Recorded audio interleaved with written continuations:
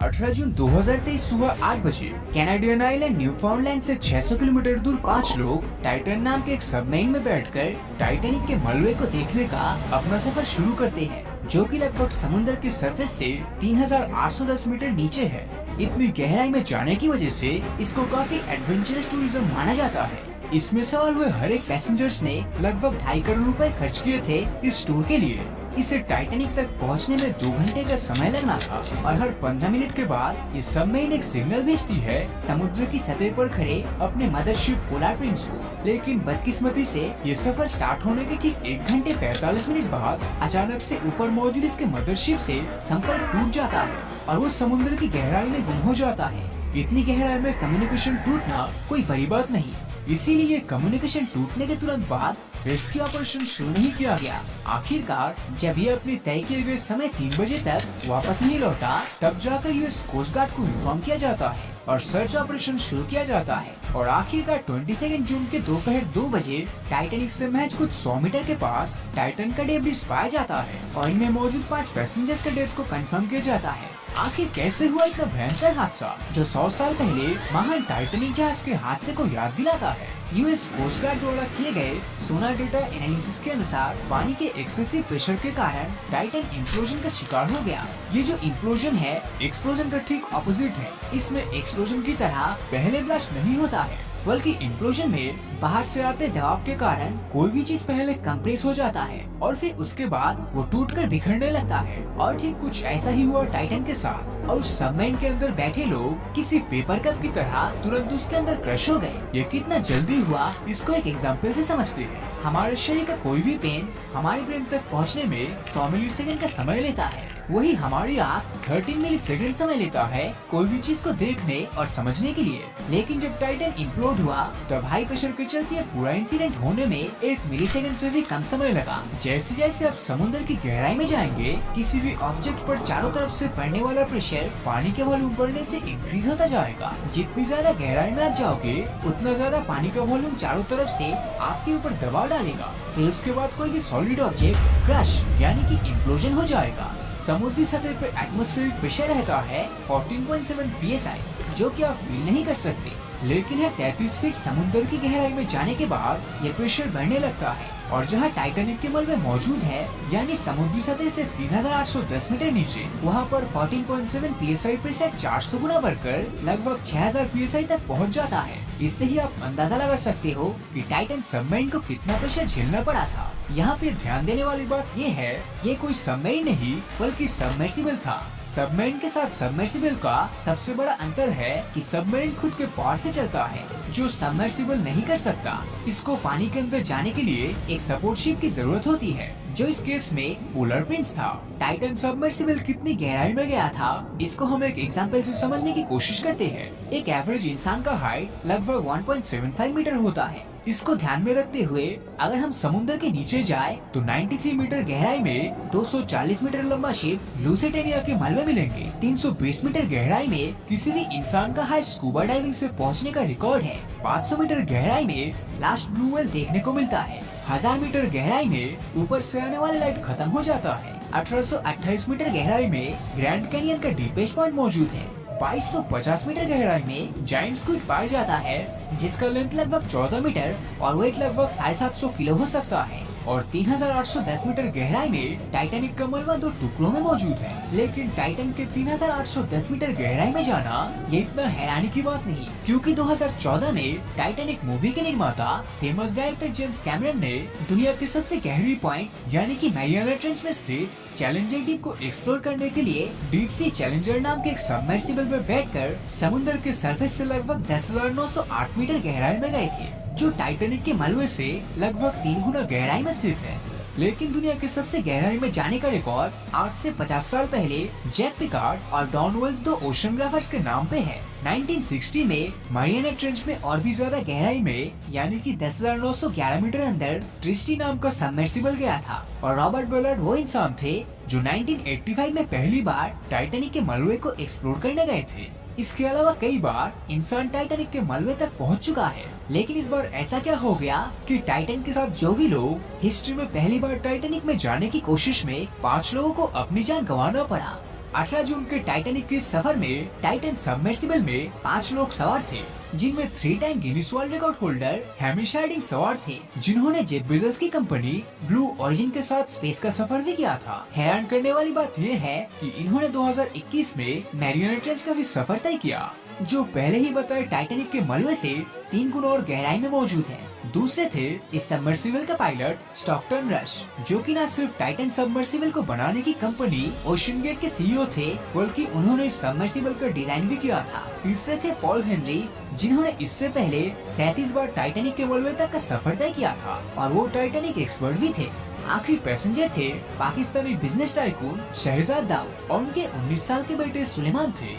15 अप्रैल 1912 को टाइटैनिक डूबने के बाद कई सालों तक इसे ढूंढने की काफी कोशिश की गई, लेकिन अटलांटिक महासागर के हार्श कंडीशन के कारण ये काम इतना भी आसान नहीं था। फिर सितंबर 1985 US navy officer Robert Ballard ने आखिरकार समुद्र की गहराई में आरएमएस टाइटैनिक के मलबे ढूंढ निकाले। टाइटैनिक अपने पीछे इतने सवाल छोड़ गए थे कि अब इसका जवाब जानना जरूरी हो चुका था, जिसके चलते कई देशों के एक्सपर्ट्स और रिसर्च की टीम टाइटैनिक के मलबे तक का सफर तय करने लगी। मशहूर डायरेक्टर जेम्स कैमरन ने 1995 में टाइटैनिक शिप के मलबे को कई बार सफर किया और फिर 1997 में टाइटैनिक फिल्म को रिलीज किया, जिसके बाद लोगों के अंदर टाइटैनिक को लेकर क्रेज और भी बढ़ने लगा, जिसके चलते 2017 में ओशन गेट कंपनी ने फर्स्ट टाइम टाइटैनिक के मलबे को देखने का प्लान बनाया। हालांकि ओशन गेट के पास टाइटन के अलावा एंटीपोड और साइक्लोप्स नाम के और 2 सबमर्सिबल थे, जो 300 और 500 मीटर तक समुद्र के अंदर जा सकता था, लेकिन टाइटन इकलौता ऐसा सबमर्सिबल था जो 4000 मीटर तक समुद्र की गहराई में जाने की कैपेसिटी रखता था। 18 जून 2023 को सुबह के 4 बजे इस सबमर्सिबल का सफर शुरू होना था, लेकिन कुछ टेक्निकल ग्लिच की वजह से 4 घंटे बाद सुबह 8 बजे को टाइटन सबमरीन का सफर शुरू हुआ। इसके ठीक 1 घंटे 45 मिनट बाद ही सतह पर मौजूद मदरशिप पोलर प्रिंस से इस सबमर्सिबल का संपर्क टूट गया। समुद्र की इतनी गहराई में वायरलेस सिग्नल का टूटना बहुत ही नॉर्मल बात थी, इसीलिए शुरू में इस बात को सीरियसली नहीं लिया गया।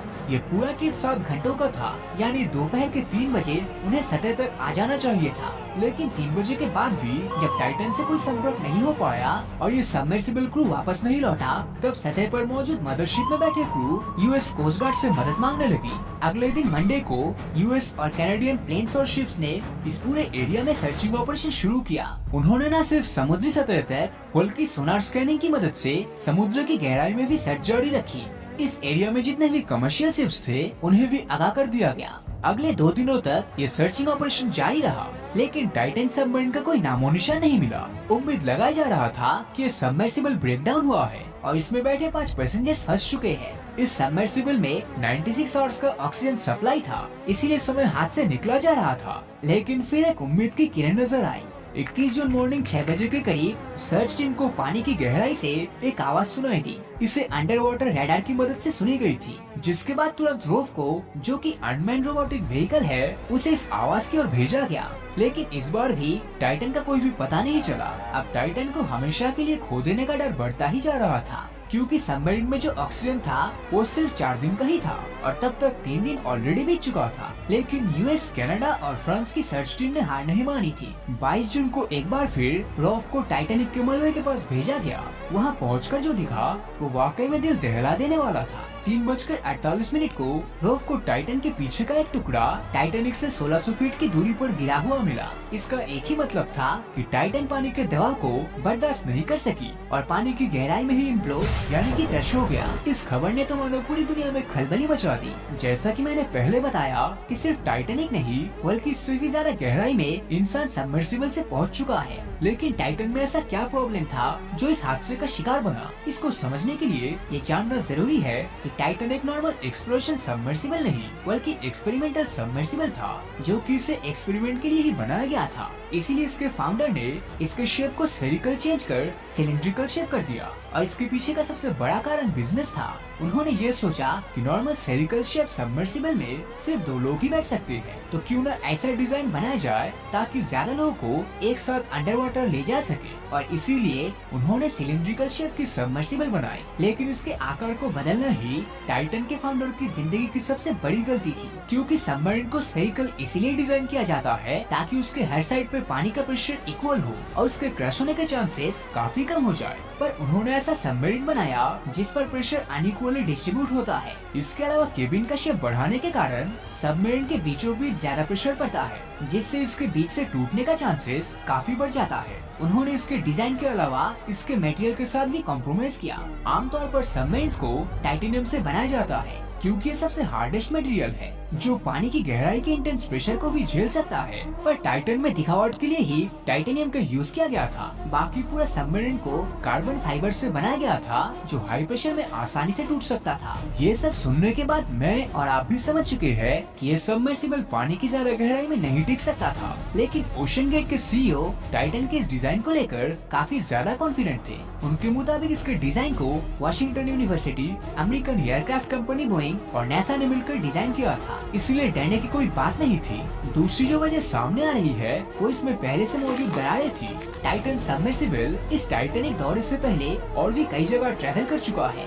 जब अप्रैल 2019 में कार्ल स्टैनली नाम के एक अरबपति बिजनेसमैन बहामा के सफर में इस टाइटन में बैठकर समुद्र की गहराई में उतर रहे थे, तब उन्होंने नोटिस किया कि समुद्र की गहराई में टाइटन की बॉडी से क्रैकिंग की आवाज सुनाई दी थी। उस समय कार्ल ने इस साउंड पर ज्यादा ध्यान नहीं दिया, क्योंकि उन्हें ओशन गेट के सीईओ, जिन्होंने खुद इस सबमरीन को डिजाइन किया था, उन पर पूरा विश्वास था। लेकिन हाल ही में हुए इस टाइटन के हादसे के बाद उन्होंने CNN को एक इंटरव्यू में बताया शायद ये दरार पड़ने की साउंड इस बात की वार्निंग थी कि टाइटन पानी के इंटेंस प्रेशर को नहीं झेल सकता था। अगर इस बात में थोड़ी सी भी सच्चाई है तो इसमें कोई शक नहीं कि पहले से इसकी बॉडी में क्रैक्स आना शुरू हो गया था। 2018 में ओशन गेट के एक एग्जीक्यूटिव ऑफिसर ने टाइटन के कार्बन फाइबर बॉडी के खिलाफ आवाज उठाई थी। उनका कहना था इस प्रॉब्लम के बारे में सबमरीन के फटने से कुछ मिलीसेकंड पहले ही मालूम पड़ेगा, और सच में ऐसा ही हुआ।